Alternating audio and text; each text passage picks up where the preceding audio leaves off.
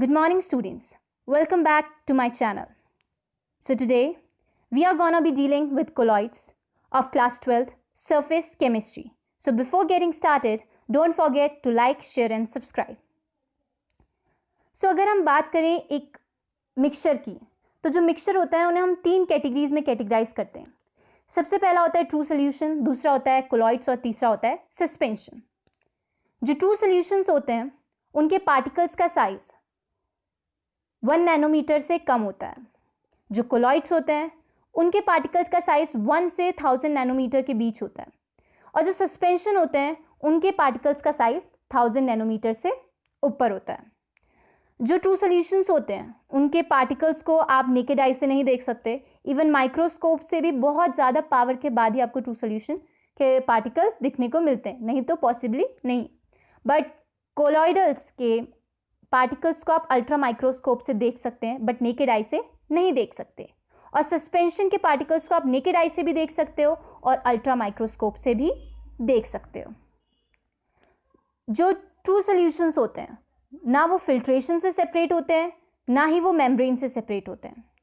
But जो colloids होते हैं वो ट्रू सोल्यूशन से अलग क्यों होते हैं? क्योंकि उसमें फिल्ट्रेशन से तो वो सेपरेट हो जाते हैं बट मेम्ब्रेन से सेपरेट नहीं हो पाते. देखिए, मेम्ब्रेन भी एक तरीके का फिल्ट्रेशन का ही मेथड है, बट उसमें जो पोर्स होते हैं वो और ज़्यादा माइन्यूट हो जाते हैं क्योंकि उसमें हम नाइट्रोसेल्यूलोज मिला लेते हैं. अब जो नेक्स्ट चीज़ आती है वो होती है सस्पेंशन. सस्पेंशन तो आप फिल्ट्रेशन से भी सेपरेट कर सकते हो और मेम्ब्रेन से भी सेपरेट कर सकते हो.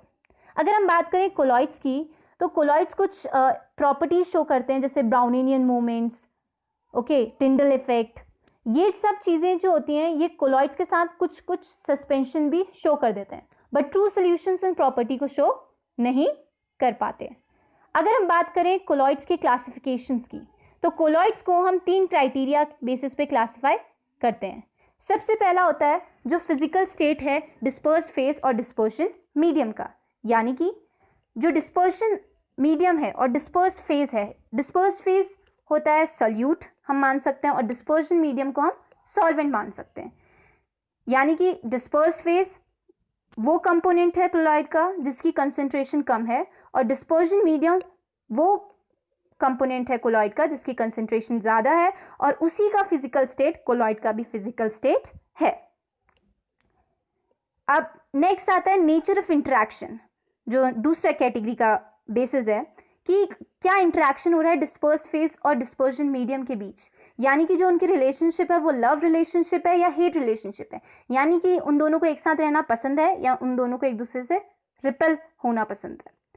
नेक्स्ट आते हैं कि कैसे पार्टिकल्स आते हैं डिस्पर्स्ड फेज में. उसके बेसिस पे थर्ड कैटेगरीज में आप कोलॉइड्स को क्लासिफाई कर सकते हो. तो जो सबसे पहला क्लासिफिकेशन है that is based on physical state of dispersed phase and dispersion medium. So अगर हम बात करें कोलॉइड्स की, तो ये जो चार्ट है type of colloidal system, it is very important. इसमें एक साइड पे आपको डिस्पर्शन मीडियम दे रखा है, एक साइड पे डिस्पर्स्ड फेज, उसका कौन सा कोलॉइड और इसके कुछ एग्जाम्पल. यानी कि अगर डिस्पर्स्ड फेज और डिस्पर्शन मीडियम दोनों सॉलिड हैं तो जो कोलॉइड होगा वो होगा सॉलिड सोल्यूशन, जिसका एग्जाम्पल है ग्लासेस, जेमस्टोन्स, अलॉयज भी इसके एग्जाम्पल है. नेक्स्ट है अगर डिस्पर्स्ड फेज सॉलिड हुआ और डिस्पर्शन मीडियम लिक्विड हुआ तो इसके एग्जाम्पल क्या हुआ, पेंट्स और सेल फ्लूइड्स, और ये कौन सा कोलॉइड है, सोल्यूशन. अगर डिस्पर्स्ड फेज सॉलिड हुआ और डिस्पर्शन मीडियम गैस हुआ तो वो कोलॉइड होगा एरोसॉल, इसका एग्जाम्पल है स्मोक और डस्ट. अगर डिस्पर्स्ड फेज लिक्विड हुआ और डिस्पर्शन मीडियम सॉलिड हुआ तो वो जो कोलॉइड है वो होगा जेल और इसका एग्जाम्पल है चीज़ और जेलीज.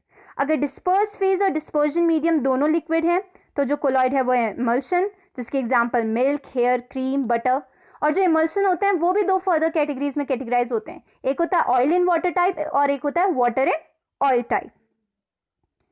नेक्स्ट आता है अगर डिस्पर्स्ड फेज गैस है और डिस्पर्शन मीडियम सॉलिड है तो जो सोल्यूशन है वो सॉलिड सोल्यूशन, यानी कि वो कौन सा कोलॉइड है, सॉलिड सोल्यूशन कोलॉइड, और इसके एग्जाम्पल है प्यूमिस स्टोन, फोम, रबर. अगर डिस्पर्स्ड फेज गैस है और डिस्पर्शन मीडियम लिक्विड है तो जो कोलॉइड होगा वो होगा फोम, जिसका एग्जाम्पल है फ्रॉथ, व्हिप्ड क्रीम और सोप और लेदर. अब देखिए जो इनमें से सबसे इम्पॉर्टेंट कोलॉइड्स हैं या जो सबसे मोस्ट कॉमन कोलॉइड्स हैं वो एक है सोल्यूशन, एक है जेल और एक है इमल्शन।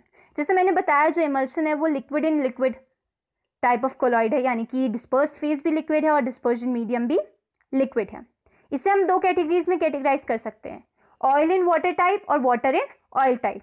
यानी कि जिसमें ऑयल ज़्यादा होगा वाटर से तो वो ऑयल इन वाटर टाइप होगा, और जिसमें वाटर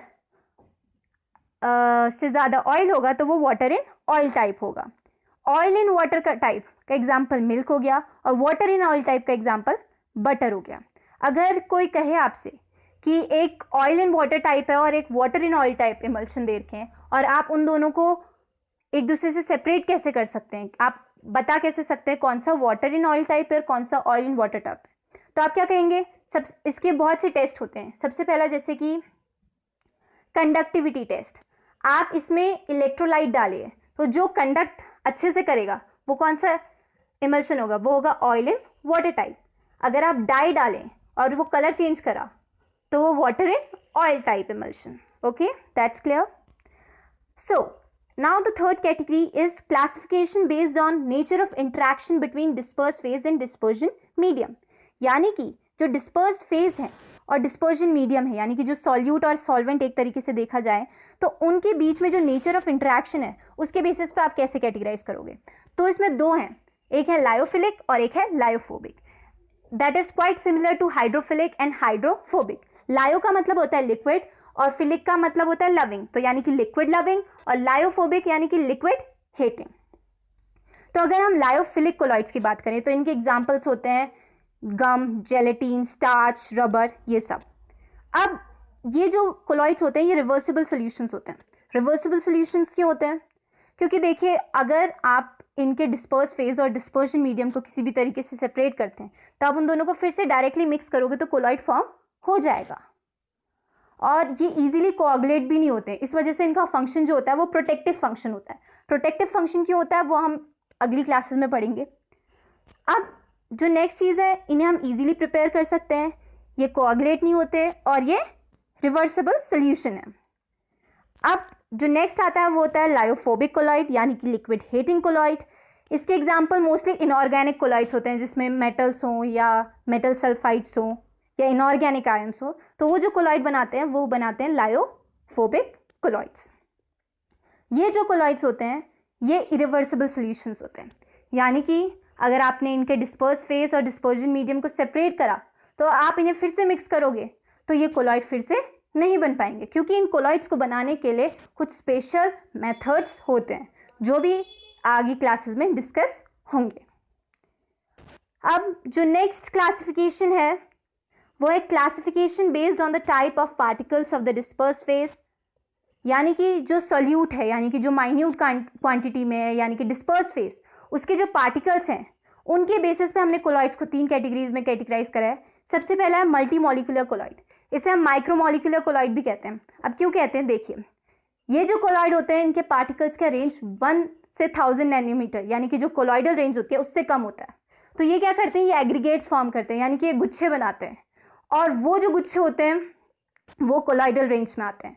तो वो जो कोलॉइडल रेंज में आए तो उनने बहुत सारे मिलके एक साथ बनाए, तो इस वजह से मल्टी मॉलिक्यूलर, और इनका साइज जो होता है वो छोटा होता है, इस वजह से माइक्रोमॉलिक्यूलर। तो इनके दो नाम होते हैं, मल्टी मॉलिक्यूलर और माइक्रोमॉलिक्यूलर कोलॉइड्स। इसके एग्जाम्पल्स देखें यहाँ पे, सल्फर मॉलिक्यूल यानी कि एसिड मॉलिक्यूल। इसके साथ जो दूसरा एग्जाम्पल हो सकता है वो होता है गोल्ड मॉलिक्यूल। तो इनके अगर आप कोलॉइड्स बनाओ तो इनमें एक पार्टिकल को कोलॉइडल रेंज में आने के लिए 1000 तक के पार्टिकल्स एक साथ कंबाइन करते हैं। अब नेक्स्ट आता है मैक्रोमॉलिक्यूलर कोलॉइड्स। जो मैक्रोमॉलिक्यूलर कोलॉइड्स होते हैं वो ऐसे कोलॉइड्स होते हैं जिनके जो पार्टिकल्स का साइज होता है वो कोलॉइडल रेंज में ही होता है, यानी कि 1 से 1000 नैनोमीटर के बीच के रेंज में ही इनके पार्टिकल्स का साइज भी होगा। तो अगर 1 से 1000 नैनोमीटर के बीच में है तो ये एक नॉर्मल कोलॉइडल प्रॉपर्टीज़ भी शो करते हैं। इसमें बेसिकली जो एग्जाम्पल्स होते हैं वो पॉलीमर्स के होते हैं, जैसे पॉलीथीन हो गया, नाइलॉन हो गया, पॉलीस्ट्रीन हो गया, सिंथेटिक रबर हो गया। अब जो थर्ड आता है वो एसोसिएटेड कोलॉइड होता है, यानी कि इन दोनों के बीच का कोलॉइड होता है, जिसे हम मिसेल्स भी कहते हैं। ये कोलॉइडल बिहेवियर तभी शो करता है जब ये एक पर्टिकुलर कंसेंट्रेशन और पर्टिकुलर टेम्परेचर से ऊपर हो, यानी कि ये कम कंसेंट्रेशन में तो एक नॉर्मल स्ट्रॉन्ग इलेक्ट्रोलाइट की तरह बिहेव करेगा, और जब कंसेंट्रेशन इसकी क्रिटिकल मिसेल कंसेंट्रेशन को क्रॉस कर देगी तो ये मिसेल्स बनेंगे, यानी कि कोलॉइड बनेगा। और जिस टेम्परेचर से ऊपर ये मिसेल्स बनना शुरू करता है उस टेम्परेचर को हम क्राफ्ट टेम्परेचर भी कहते हैं। इसका बेसिक एग्जांपल है डिटर्जेंट्स या सोप। अगर इनकी कंसेंट्रेशन बहुत कम है तो ये एक नॉर्मल स्ट्रॉन्ग इलेक्ट्रोलाइट की तरह बिहेव करेंगे, बट अगर इनकी कंसेंट्रेशन मिसेल कंसेंट्रेशन को क्रॉस कर देती है तो ये क्या बनाने लगेंगे, ये कोलॉइड्स बनाने लगेंगे, और उन कोलॉइड्स का नाम हम मिसेल्स कहते हैं। इन कोलॉइड्स में एक लायोफिलिक पार्ट और एक लायोफोबिक पार्ट दोनों ही होता है। लायोफिलिक पार्ट यानी कि सॉल्वेंट लविंग पार्ट, और लायोफोबिक पार्ट यानी कि सॉल्वेंट हेटिंग पार्ट। तो इसमें सबसे इंपॉर्टेंट लाइन यहाँ पे ये है कि जो सोप्स की क्रिटिकल मिसेल कंसेंट्रेशन है, it is very important, it comes in competitive exams, that is 10 to the power -4 to 10 to the power -3 moles per litre. यानी कि अगर आप 1 लीटर पानी में 10 to the power -4 से 10 to the power -3 मोल से कम detergent या सोप डालोगे तो वो एक नॉर्मल स्ट्रॉन्ग इलेक्ट्रोलाइट की तरह बिहेव करेगा। बट अगर आप इसकी रेंज 10 to the power -4 से 10 to the power -3 के बीच में रखोगे तो ये एक कोलॉइड की तरह बिहेव करेगा। मिसेल्स बनाने के लिए जो पार्टिकल्स होते हैं वो 1000 या 100 इनके बीच में होते हैं, और फिर ये सब एक साथ कंबाइन करके एग्रीगेट करके एक मिसेल बनाते हैं।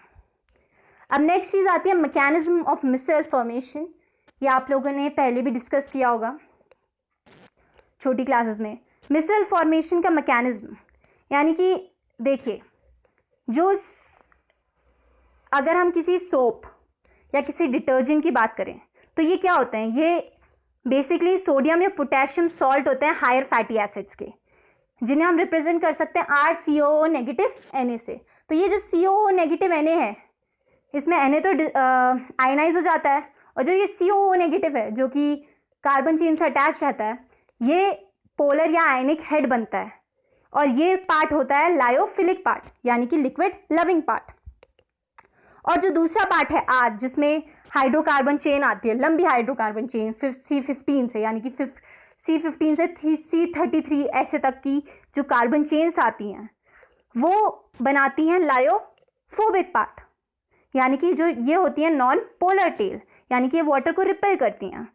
तो देखिए इसमें डायग्राम दे रखा है। सबसे पहले यहाँ पे सोडियम स्टीरेट का डायग्राम दे रखा है, that has 17 carbon in long hydrocarbon chain and 1 carbon in carboxylate ion. तो यहाँ पे जो ये कार्बोक्सिलेट आयन है COO नेगेटिव, ये तो आपका आयनिक हेड का काम कर रहा है, और ये जो बाकी की जो लंबी सी चेन है ये आपकी नॉन पोलर टेल हो गई, जो कि हाइड्रोफोबिक है नेचर में। ओके, तो यहाँ पे देखिए, अगर ये क्रिटिकल मिसेल कंसेंट्रेशन से कम है तो इनका जो अरेंजमेंट होता है वो फर्स्ट वाले में दे रखा है, यानी कि जो आयनिक हेड है वो तो पानी के अंदर रहेगा और जो पोलर टेल है वो ऊपर रहेगी। बट जैसे ही इनकी कंसेंट्रेशन क्रिटिकल मिसेल कंसेंट्रेशन को क्रॉस करती है तो ये एक आयनिक मिसेल बनाते हैं, जिसमें अंदर की तरफ आपकी हाइड्रोकार्बन चेन रहती है और बाहर की तरफ आपका आयनिक हेड रहता है। और ये जो आयनिक हेड्स होते हैं ये एक साथ बाहर के वाटर को सराउंड करते हैं और उन्हें जो हाइड्रोकार्बन चेन होती है उनको पानी से बचा देते हैं। अब इसमें वॉशिंग कैसे होती है, क्लीनिंग कैसे आती है, क्वेश्चन ये आता है। तो क्या होता है, जब हम क्लोथ्स रखते हैं, गंदे क्लोथ्स को पानी में डालते हैं और उसमें डिटर्जेंट डालते हैं, तो जो डर्ट होती है वो भी एक तरीके का ऑयल होती है। तो ये जो ऑयल होती है ये इन सर्कल के बीच में चले जाती है, और जब इसे हम रब करते हैं तो वो क्लोथ से निकल के इन पर अटैच हो जाती है। इस वजह से इस मिसेल फॉर्मेशन के थ्रू क्लोथ्स क्लीन हो जाते हैं। यहाँ पे एक डिटर्जेंट का नाम दे रखा है, वो भी इंपॉर्टेंट है, that is sodium lauryl sulphate, that is CH3CH211SO4 negative. इसमें जो SO4 नेगेटिव Na पॉजिटिव है, इसमें से Na पॉजिटिव तो आयनाइज हो जाएगा और SF4 नेगेटिव आपका आयनिक हेड होगा, और CH3CH211 ये आपकी हाइड्रोकार्बन चेन होगी। जो डिटर्जेंट्स हैं और जो सोप्स हैं वो दोनों एक ही मैकेनिज्म फॉलो करते हैं क्लीनिंग के लिए, बट ये होता है कि डिटर्जेंट्स ज़्यादा बेनिफिशियल होते हैं क्योंकि ये हार्ड वाटर में भी काम आ जाते हैं, ये स्कम का फॉर्मेशन नहीं करते हैं। स्कम एक वाइट प्रेसिपिटेट होता है और पर जब सोप्स होते हैं वो हार्ड वाटर कौन सा वाटर होता है जिसमें कैल्शियम और मैग्नीशियम आयंस होते हैं, यानी हिली एरियाज का पानी जो होता है, तो उसमें ये क्या फॉर्म कर देते हैं, स्कम फॉर्म कर देते हैं। इस वजह से जब कपड़े धो के आते हैं तो उसमें सफ़ेद सफ़ेद लगा होता है, तो वो इसी वजह से होता है क्योंकि उसमें स्कम फॉर्मेशन होता है। इस वजह से हम डिटर्जेंट्स को प्रेफर करते हैं, पर दोनों का जो मैकेनिज्म होता है वो एक ही होता है। तो क्लीनिंग एक्शन ऑफ सोप मैंने आपको बता ही दिया है। So that's all for today. Don't forget to like, share and subscribe.